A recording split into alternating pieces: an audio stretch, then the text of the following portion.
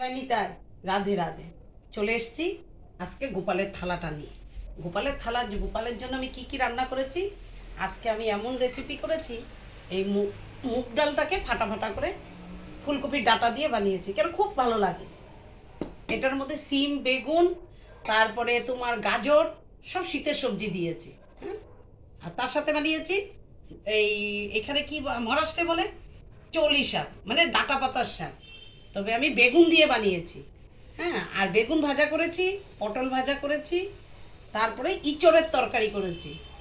ইঁচড় মানে কাঁঠালের তরকারি করেছি। হ্যাঁ, আচ্ছা, তার সাথে ফুলকপির চপ আছে, এই যে ফুলকপির বড়া, আর শিমলা মির্চির পকোড়া করেছি। তবে ইঁচড়ের তরকারিটা আমি এইভাবে একদম, কে বলে নিরামিষ করা যায় না, নিরামিষও খাওয়া যায়। মানে লবণে, হলুদে, লঙ্কায়, ঝালে কটকটা করে তুমি বানাও, দই দিয়ে এই চড়ের তরকারি করেছি। জানি তাই, রাধে রাধে।